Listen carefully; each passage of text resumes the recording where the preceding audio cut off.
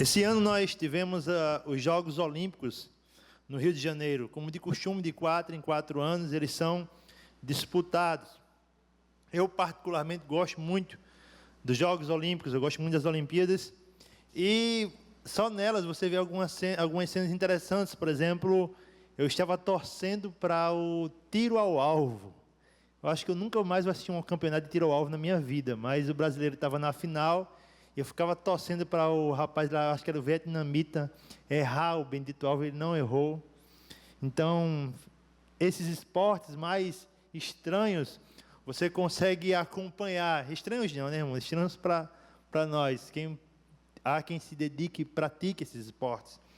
Mas o que eu gosto nos Jogos Olímpicos são sempre algumas lições que eles nos trazem.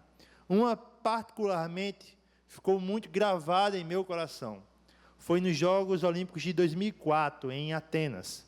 No último dia, a última prova, a tradicional maratona, que eu não tenho coragem de assistir, irmãos. Eu fico cansado assistindo a maratona. São, acho que 42 quilômetros a serem percorridos. É um esporte emocionante, para quem gosta. E eu me lembro que eu passei em frente à TV e o brasileiro estava na frente, Vanderlei Cordeiro de Lima. Estava a mais de 1 minuto e 30 segundos à frente do segundo colocado. A vitória já era tida como certa. Aquele homem se preparou anos e anos para correr aquela maratona, mas teve uma coisa para a qual ele não se preparou. Um padre irlandês que atravessou o caminho e jogou aquele homem no chão. Agora estava aquele homem que estava tão à frente na corrida, caído à beira da estrada por um imprevisto terrível. Será que na nossa caminhada nós não já passamos por isso? Por imprevistos que acontecem e nos abalam, e por vezes nós não estamos preparados. Será que o tempo de hoje já não seria um tempo difícil demais e às vezes também nós não estamos preparados? Bem, a ordem de Paulo a Timóteo nesta porção deste capítulo é: prepare-se, esteja pronto para tempos difíceis. Vamos ao texto sagrado? 2 Timóteo, capítulo 3, nós vamos ler do 1 ao 5 e em seguida, durante a pregação, iremos até o verso 9. Nos diz o seguinte: saiba disto, nos últimos dias sobrevirão tempos terríveis. Os homens serão egoístas, avarentos, presunçosos, arrogantes, blasfemos, desobedientes aos pais, ingratos, ímpios, sem amor pela família, irreconciliáveis, caluniadores, sem domínio próprio, cruéis, inimigos do bem, traidores, precipitados, soberbos, mais amantes dos prazeres do que amigos de Deus, tendo a aparência de piedade, mas negando o seu poder. Afaste-se desses também. Vamos orar? Senhor, Tu és bom, és fiel e és leal. Eu te dou graças por tudo, Pai. Eu te dou graças porque, como igreja, nessa tarde estamos reunidos no começo deste ano.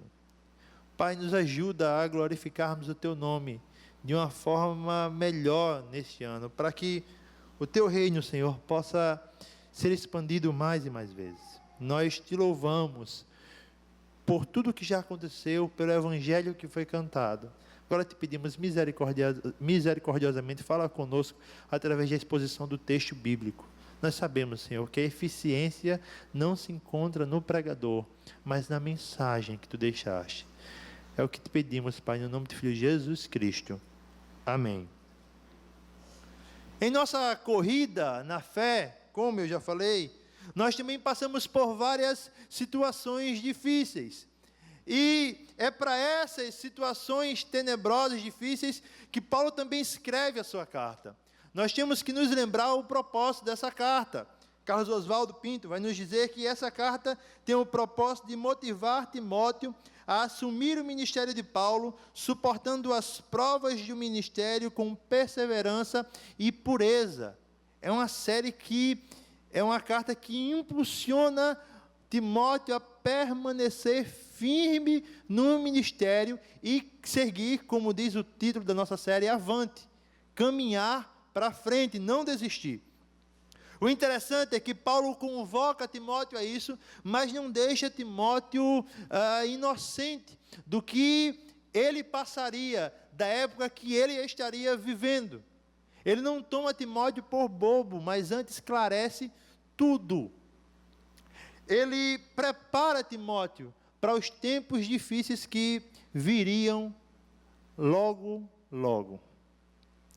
Será que não é isso que acontece conosco hoje? Nós não vivemos em tempos de dificuldade, mas, baseado nesse texto, eu quero chamar a você, assim como Paulo alertou a Timóteo, que nós devemos viver o Evangelho em tempos de dificuldade, em tempos difíceis.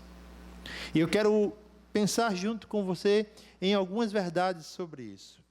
A primeira delas, queridos, é que nós devemos viver o Evangelho em tempos difíceis, reconhecendo a crueldade da nossa era.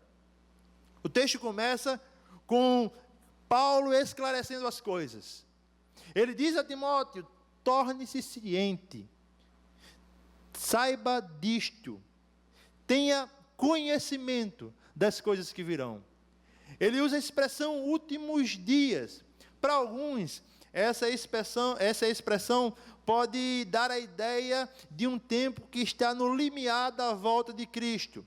Mas como esclarecem vários teólogos, inclusive o Warren Wiersbe, esse tempo começou no ministério de Jesus Cristo aqui na terra. No ministério de Jesus foram inaugurados os últimos dias, a última era. E agora nós estamos vivendo estes últimos dias. Vale salientar que essa expressão é usada em outros textos, por exemplo, no primeiro capítulo de Hebreus, quando o autor vai dizer que nos últimos dias Deus tem nos falado através da sua palavra. O que vale pensar é que, de certa forma, com certeza, cada vez mais nos aproximamos da volta de Cristo. Mas essa ideia de que agora estamos vivendo os últimos dias já vem desde a era apostólica. E ele diz: olha, Timóteo, nos últimos dias virão. A ideia da palavra virão é de uma tempestade tenebrosa que se aproxima. Uma tempestade violenta. E aí ele usa a expressão tempos terríveis, ou, no caso da NVI, tempos terríveis, nas outras traduções, tempos difíceis. Essa palavra terrível vai só aparecer em Mateus 8, 28, para se referir aos 2 endemoniados gadarenos, que eram tão terríveis que ninguém conseguia pará-los.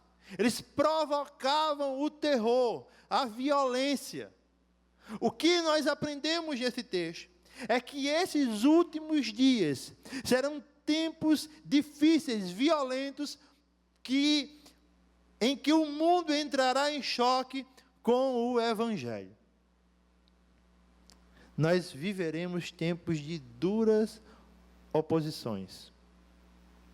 E quem causará essa dificuldade imensa? Talvez, no mundo místico em que nós vivemos, seria muito fácil colocar a culpa no diabo. Não que ele não tenha culpa, mas dizer que foi o inimigo. Todavia, o texto deixa claro que o principal culpado é o homem amando o pecado. É o homem que foi criado para ser um mordomo da criação, mas que abraçou o pecado e virou o principal inimigo dela. Notem, querido, que os principais problemas que vivemos no mundo se dão por conta do pecado que a humanidade abraçou. O interessante é que Paulo dá a entender que esse pecado, por vezes, as consequências seriam cada vez mais pesadas. Essa lista, que tem 19 características, é muito semelhante à de Romanos capítulo 1. Algumas palavras vão até se repetir, mostrando, queridos, a crueldade do homem. A crueldade do homem que está totalmente depravado e sem Deus. Vale salientar que ele começa expressando uma ideia de direcionamento de amor. O homem é egoísta. Ele direciona todo o seu amor para si próprio. Vemos, então, que a principal causa de toda a crueldade é uma mudança no direcionamento do amor. Na realidade, 4 características citadas aqui envolvem o amor: egoísmo, avareza, amor às riquezas, falta de amor pela família e falta de amor à pessoa de Deus. O homem esquece do próximo, se esquece de Deus e volta todo o seu amor para ele mesmo. Ele também seria irreconciliável, soberbo, blasfemo. E o que mais impressiona, ele seria amante dos prazeres. A cultura hedonista que vivemos não é de agora. Talvez se aflore mais, esteja mais na cara do nosso tempo, mas desde o Éden, o homem ama o prazer. Ele ama desfrutar de prazeres que vão de encontro ao ser de Deus.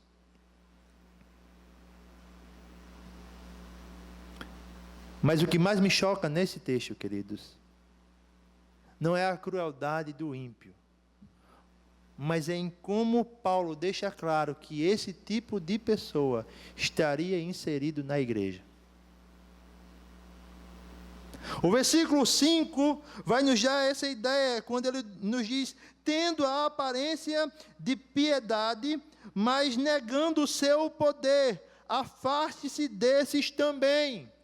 Esses homens, embora com todas essas características pecaminosas, por vezes exteriormente teriam a aparência de uma vida religiosa regrada. Por fora, seriam bons religiosos, praticantes, assíduos, frequentadores de culto, mas por dentro seriam cruéis. A ordem de Paulo a Timóteo é: fuja, afaste-se desse tipo de pessoa. Corra delas.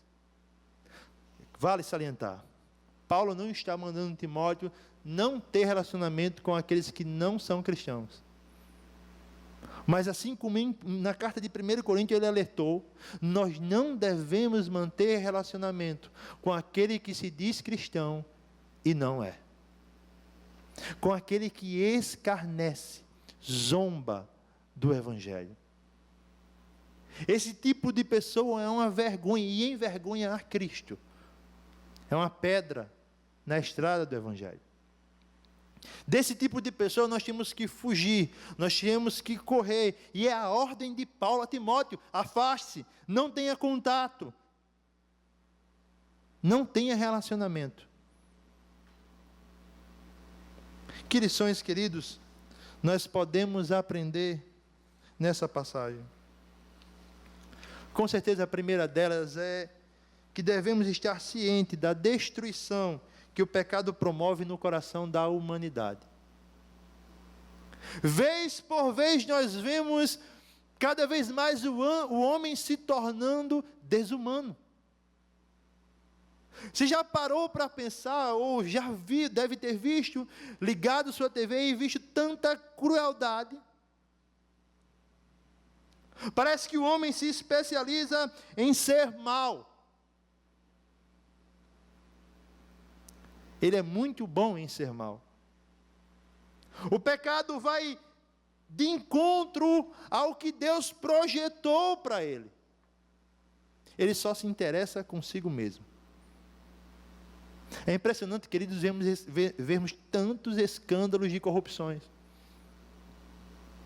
É impressionante o que aconteceu há pouco mais de um mês, quando um homem, cheio de ganância, quebrou todos os protocolos de segurança e levou consigo 70 vidas na tragédia do voo da Chapecoense.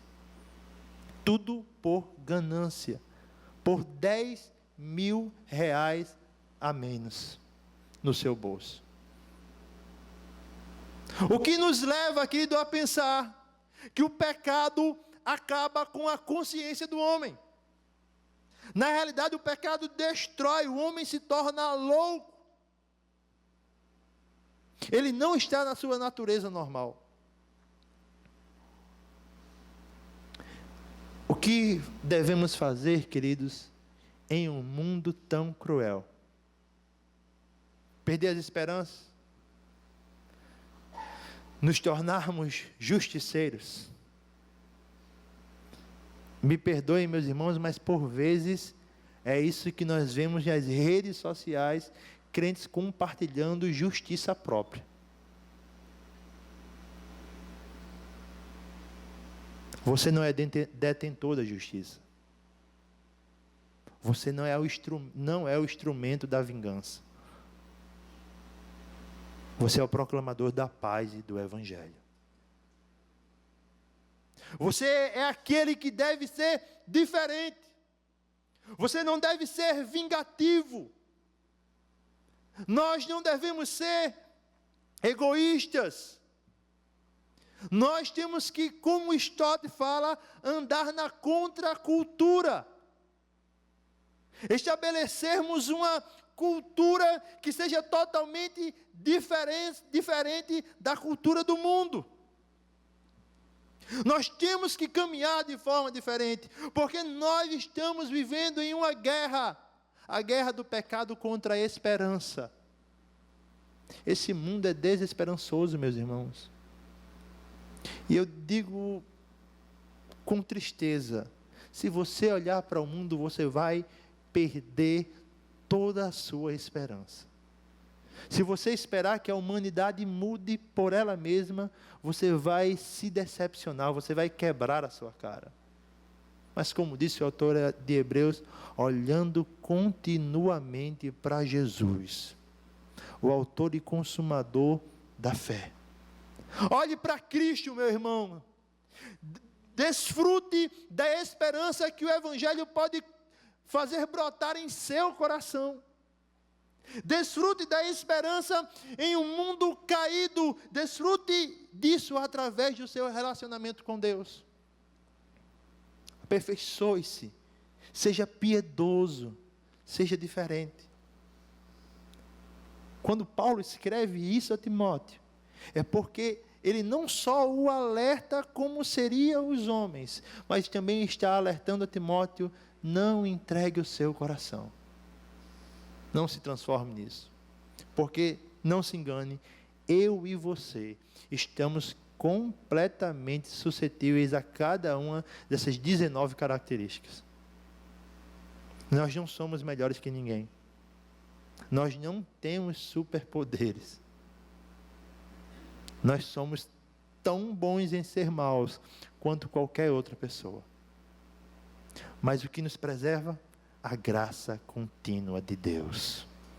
É ela que faz com que no nosso coração não caia nas trevas. É ela que faz com que o nosso coração não seja dominado pela maldade. E é ela que faz com que nós venhamos a caminhar. A segunda verdade, queridos, a segunda, lição que nós podemos tirar dessa parte do texto, é que cada vez mais a igreja visível será contaminada pelo pecado. E aqui eu quero explicar bem essa ideia. Eu estou falando da igreja visível. Eu estou falando da igreja que você vê. E que por vezes você perde a esperança. e que por vezes você fica desencantado. A igreja que escandaliza, a igreja que passa por investigações, a igreja que é cruel, egoísta, egocêntrica, que se preocupa com o conforto próprio, mas se esquece de atender aos necessitados da fé. Essa igreja, ela é contaminada por cada uma dessas características. Na realidade, infelizmente, nós fomos invadidos por elas. Hoje você encontra cada vez mais crentes que se importam só com ele mesmo. Não importa o que o irmão passa, não importa o que o companheiro de fé passa, o que importa é o que está acontecendo na vida dele. Na realidade, o seu mundo se resume à sua porta trancada e tudo o que estiver dentro da sua casa. Isso é egoísmo. Hoje nós encontramos cada vez mais crentes que perderam o respeito por seus pais. Tratam como um colega de turma que merece ser ouvido ou não. Hoje nós encontramos cada vez mais crentes que perderam a ideia de honestidade em coisas simples. E aqui no Brasil nós temos o maldito jeitinho brasileiro. E parece que por vezes os crentes são adeptos do jeitinho brasileiro. Nós temos, como falou um escritor, que dar um jeito no jeitinho. Nós não podemos viver dessa forma, nós não podemos tornar a igreja algo mundano, nós não podemos contaminar o testemunho de Cristo com tantos maus testemunhos partidos do próprio povo.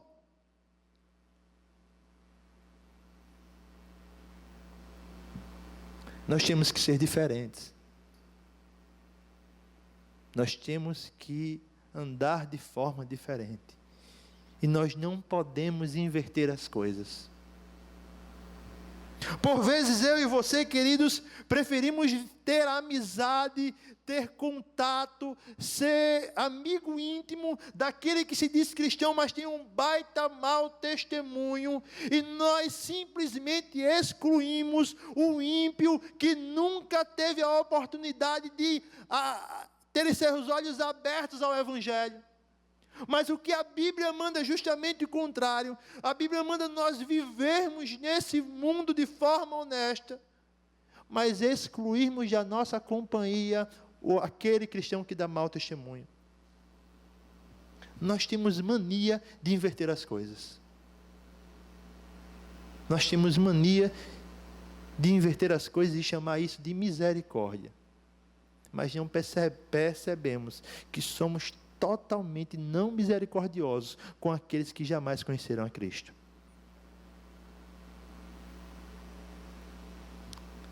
O que devemos fazer? Devemos abraçar o Evangelho. Eu sei que parece repetitivo isso, mas que seja. Que se alguma coisa sair de você aqui, gravada em sua mente, seja, rapaz, aquele mago, ex-magro, falou para gravar o Evangelho. Abraçar o Evangelho. Se evangelizar diariamente. Porque somente o Evangelho guardará o seu coração, meu querido. Somente Ele. Somente Ele impedirá que você se torne a pior criatura do mundo. O mais triste é que por vezes nós nos entregamos à corrupção. Nós esquecemos do Salmo 73. Quando Asaf olha para a prosperidade do ímpio e fica indignado. Ele diz: Senhor, os meus pés quase que se desviaram, porque eu vi tudo o que o ímpio passava. Ele é gordo, não lhe falta prazeres. Ele... não tem nada a ver não, irmão. Não liga as coisas, não. Ele é farto de bens materiais. Tá bom assim? Tá certo. Ele é farto de bens materiais. Ele desfruta de uma vida mais tranquila, ele não adoece. Asaf fica indignado. Ele tem todas as características que Paulo fala e consegue viver tranquilamente. E Asaf diz: poxa, eu tenho perdido tempo na fé, eu tenho simplesmente vivido em vão, eu só sofro, eu só adoeço, eu só padeço. Se nós lermos o salmo até essa parte, nós diremos: poxa, Asaf está certo, é melhor entregar os pontos. Mas no final do capítulo ele diz: até que um dia eu entrei na casa do Senhor. Até que um dia eu vi o fim que o ímpio leva. Asaf encontrou prazer, irmãos, não olhando para a humanidade, não olhando para si próprio, mas entrando na casa de Deus e encontrando conforto. Nós devemos estar preparados e ter ciência da crueldade da nossa era. Nós também devemos, queridos, estar preparados para que não venhamos a cair nas armadilhas do falso evangelho. Paulo continua a expor a situação e agora ele torna as coisas ainda mais graves. Porque essas pessoas não estariam somente no meio da igreja. Elas estariam na liderança da igreja. Acompanhe comigo a partir do verso 6. São esses os que se introduzem pelas casas e conquistam mulheres instáveis, sobrecarregadas de pecados, as quais se deixam levar por toda espécie de desejos. Elas estão sempre aprendendo e jamais conseguem chegar ao conhecimento da verdade. Paulo diz a Timóteo: esses homens cruéis não só estarão ouvindo a mensagem e não dando ouvido a ela, mas eles proclamarão o falso evangelho. É interessante, queridos, como Paulo começa esse texto dizendo a estratégia que eles usam. Eles literalmente se introduzem para buscar o público que seja mais fácil de cativar. Segundo o Dr. John Stott, essa palavra cativar é fazer prisioneiro de guerra. Então o que acontece? Esses homens são tão habilidosos em suas palavras que conquistam as pessoas, mas não qualquer tipo de pessoa. No texto sagrado, ele fala de mulheres instáveis, mulherzinhas. A mensagem não está sendo machista, irmãos. Ela está sendo clara com a estratégia que sempre foi usada. Desde o Éden, quando o homem saiu, ou a mulher saiu da presença do homem, o inimigo investiu no coração mais frágil. No texto aqui, não é qualquer tipo de mulher. É uma mulher que está tomada por desejos pecaminosos. Na realidade, ela é impulsionada por esses desejos. A sua vida é direcionada em cumprir os desejos. E isso faz com que elas se sintam sobrecarregadas de pecados. Elas se sintam culpadas por viverem dessa forma. E aí chega a mensagem do Evangelho de Paulo, que é de confronto. Então, ou elas abandonariam os prazeres que tanto amavam e seguiam o Evangelho, ou deixavam o Evangelho e abraçavam seus prazeres. Sendo que qual era o problema? Elas não conseguiam viver com a consciência pesada. E aí chega a mensagem do falso Evangelho. Você pode viver do seu jeito, ser quem você é, e ainda assim se dizer cristão. Você não precisa mudar. Você pode continuar sendo movida por seus desejos. Elas se dedicavam a aprender, como diz Paulo no verso 7. Todavia, elas não conseguiam entender ou absorver nada. Elas não aprendiam. Porque o seu coração não estava voltado para a mensagem. O seu coração estava voltado em ter sua fome por prazer saciada.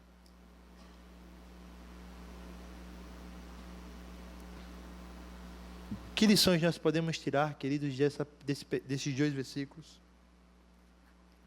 A primeira delas é que os pregadores do falso evangelho sempre estão à procura de corações que aceitem a sua mensagem. Ligue sua TV de 3 da manhã. Se você tiver coragem para acordar às 3 da manhã. E se você zapear com um controle remoto, de repente você pode parar em um canal e uma pessoa dizer: pare de sofrer. Por apenas R$19,90 aqui na Casa da Moeda, você encontra a solução para o seu problema. Pare de sofrer brigas, pobreza, miséria. Isso não existe, meu amigo. Vem para cá. Ou você pode encontrar um missionário bem trajado, batendo palma e cantando o absurdo em dizer que está seguindo a Cristo. Eu não sei que Cristo ele segue, mas não é o Cristo da cruz.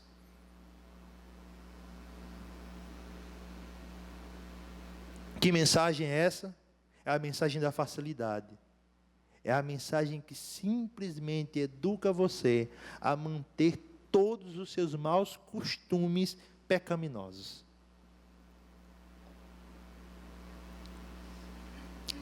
Esses homens estão à procura. Ou se você não quiser ligar a sua TV, basta você ficar em casa em seu domingo pela manhã e de repente vão bater em sua porta. E quando você chegar até o terraço, vai estar um casal, quem sabe, com um guarda-chuva na mão, pedindo para falar um pouco sobre Jeová. Note, queridos, o zelo que eles têm em estar costumeiramente, cotidianamente, pregando a mensagem falsa deles.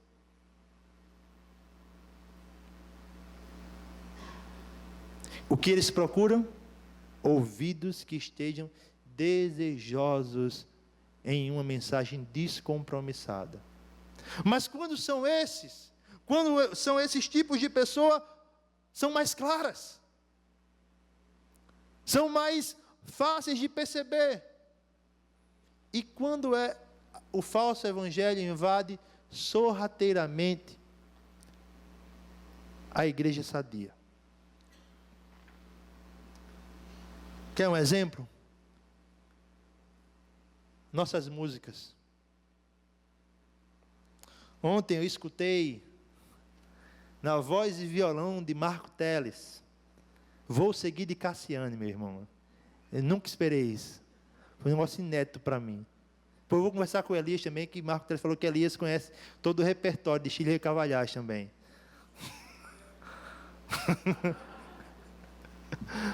Mas reparem na letra. E eu vou tentar me lembrar dela aqui. Eu sei, irmãos, eu tenho uma mãe que escuta isso repetidas vezes também. Vou seguir os passos de Jesus, vou levar comigo a minha cruz. Se espinhos ferem os meus pés, eu vou descansar nos braços de Jesus. A letra está... Ok, Marco? A letra está simplesmente direcionada a uma vida de perseverança. Hoje você é um espelho que reflete a imagem do Senhor. Não chore se o mundo ainda não notou. Já é o bastante Deus reconhecer o seu valor. Você é precioso. Para onde nós estamos caminhando? Nós estamos caminhando para um evangelho cada vez mais egocêntrico, como eu já falei. Mas que sorrateiramente tem invadido a casa de cristãos que se dedicam à piedade. O impressionante é que as duas músicas são do mesmo autor. No intervalo de 15 anos, o camarada fez uma música audível e a outra uma porcaria. Por quê? Como eu estava conversando com o Marcos ontem, porque vende, meu amigo. Nós deixamos de pregar o evangelho de confrontação e pregamos o evangelho que é mais aceito pelas pessoas do mundo. Reparem nas nossas mensagens, em como elas são direcionadas a um conforto no agora, ao paraíso aqui na terra, a desfrutar das riquezas deste mundo. Queridos, eu espero algo maior. A cidade que eu espero, ela não foi construída por mãos humanas. Ela foi construída pelo próprio Deus. Deus é o arquiteto e construtor. Eu não espero agora, mas parece que por vezes as pessoas são alimentadas com uma mensagem imediatista. Charles Simmel, um pregador inglês, disse certa vez: empenho-me em extrair da Escritura o que está ali, e não introduzir nela o que penso que poderia estar. Tenho um grande desejo nesta cabeça, jamais falar mais ou menos do que creio ser a mente do Espírito na passagem que exponho. Não aumente a Escritura. Não prometa coisas que Deus não prometeu.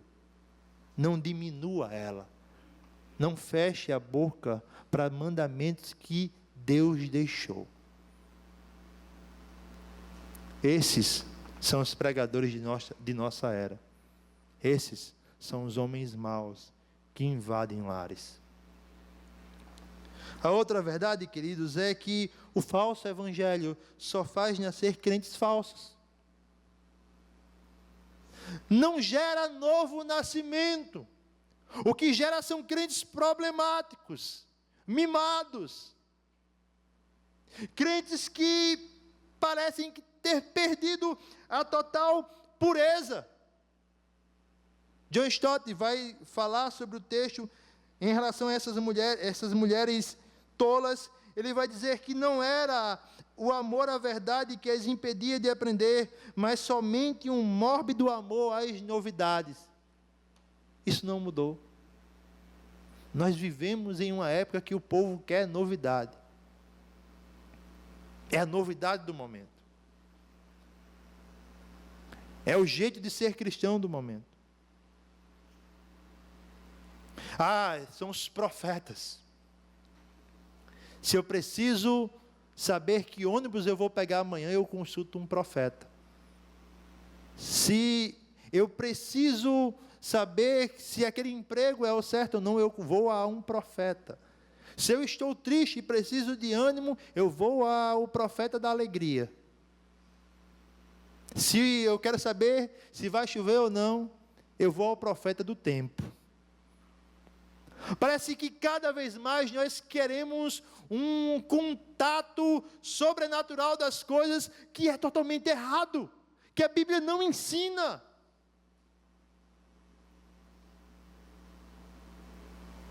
Para onde caminha a igreja? Para um misticismo cego e tolo.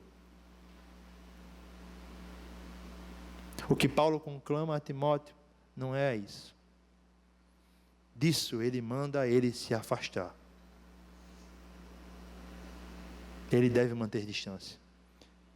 Que eu e você também, queridos, venhamos a manter a distância do falso evangelho e perseverar na pureza da sã doutrina, não nos desviando dela. Antes, sendo cada vez mais educados a sermos crentes bíblicos, porque senão, como foi falado pela manhã, nós seremos levados de um lado para o outro por qualquer vento de doutrina. Parece que a situação só piora. Paulo fala das características dos homens, da crueldade que eles teriam. Fala que esses homens estariam na igreja e possivelmente seriam pregadores que estariam disseminando esse falso evangelho. Parece que a mensagem é desesperançosa. Mas existe conforto nessa mensagem. Nós devemos nos preparar para tempos difíceis, confiando na soberania de Deus em toda a história. Ele é soberano, irmãos. Ele não perdeu o controle. Acompanhe comigo o verso 8 e 9. Como Janes e Jambres se opuseram a Moisés, esses também resistem à verdade. A mente deles é depravada, são reprovados na fé, não irão longe. Porém, como no caso daqueles, a sua insensatez se tornará evidente a todos. Paulo agora, para encerrar essa parte, esse parágrafo, ele traz o exemplo de dois homens, Janes e Jambres. Esses dois homens não são citados em nenhum outro lugar do Antigo Testamento. Mas, na tradição judaica, esses opositores de Moisés são os nomes dados aos magos de Faraó. Que quando Moisés foi pedir para que Faraó libertasse o povo, eles imitaram alguns milagres de Moisés. O interessante é que eles conseguem imitar até certo ponto. Na praga dos piolhos, eles param. Eles não conseguem imitar, mas conseguem dizer apenas uma frase que está registrada em Êxodo 8:19. Isto é o dedo de Deus. Eles, segundo a tradição judaica, se ela estiver certa, eles se tornaram prosélitos da religião judaica e saem com o povo do Egito. São responsáveis em direcionar o povo a fazerem o bezerro de ouro e naquele episódio são mortos. Mortos diante de todo o arraial. Isso nos traz a ideia do que Paulo vem a dizer, com que sua vergonha, a sua derrota será pública, exposta diante de todos. Esses homens jamais foram fiéis ao Evangelho. Antes eles tinham uma mente depravada.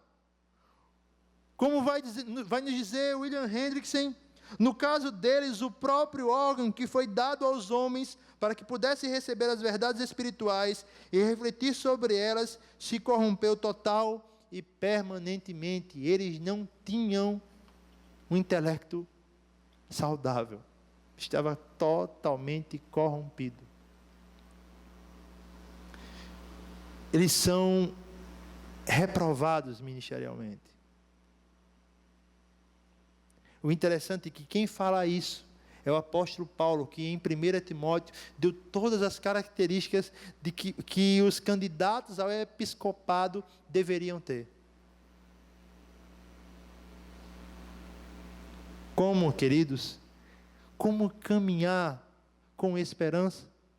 Tendo ciência que a maldade não prevalecerá. Tendo ciência que esses homens maus terão o seu fim. Tendo ciência que o falso evangelho será derrotado. Que lições nós podemos aprender? Que nós venhamos a lutar, acima de tudo, pela pureza de nossas mentes e a aprovação da nossa vida diante de Deus. Que nós venhamos ter uma vida santa. Que nós venhamos ser o oposto desses homens. Que nós venhamos caminhar com perseverança na santidade. Talvez desbloquear, como eu já falei em outro momento, os caminhos antigos. Voltarmos à Bíblia, irmãos. Voltarmos ao que Cristo falou. Voltarmos às ordens que Ele nos deu. Será difícil? Bem, é bem mais fácil você se corromper e se entregar. É bem mais fácil você desistir e saciar toda a fome do seu eu. Mas o fim será terrível também. Porque, queridos, embora o mal aumente consideravelmente em nossos dias, Deus jamais perdeu o controle. Ele terá a vitória sobre o mal, completa. A situação está ruim, a corrupção aumenta, o pecado parece destruir a sua esperança, o homem só piora e piora. Calma, existe uma frase antiga, que é simples demais, mas que tem um significado imenso. Jesus está voltando. Em breve, queridos, Ele voltará. Em breve, todo o mal será derrotado por aquele a quem a humanidade crucificou, pelo homem que foi colocado no madeiro, frágil, ensanguentado, abalado emocionalmente. Ele virá de forma vitoriosa e destronará o império do mal. Como eu e você podemos caminhar com essa certeza? Analise a história. Seja fatos pequenos ou grandes, Deus sempre teve o controle dela. John Stott vai dizer que, se nós olharmos para a história da igreja, veremos que essas heresias que se levantaram contra o povo de Deus, hoje só serve como peça de museu. O mal não prevalece. E Deus cuida do seu povo. Deus cuida dos seus eleitos. Ele os preserva.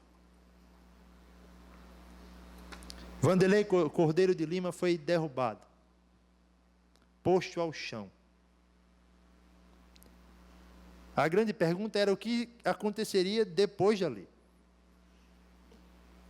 Ele se levanta, irmãos, e começa a correr. Ele tem ciência que não vai ganhar mais, ele perdeu todo o ritmo, mas ele volta a correr. E a sua vantagem o concedeu o privilégio de chegar em terceiro lugar e ganhar a medalha de bronze. Perguntado se ele não se sentia triste porque não ganhou a medalha de ouro, ele simplesmente disse que o maior desejo dele era simplesmente terminar a corrida. Nesse texto nós vemos um apóstolo que já está na linha de chegada, e um discípulo que está no meio da estrada. O que é que Paulo diz a Timóteo? Prepare-se e siga adiante. O que é que ele deixa para nós? Que nós venhamos a seguir avante, perseverando nesse mundo mau, em tempos difíceis, para a glória de Deus. Que Deus em Cristo nos abençoe.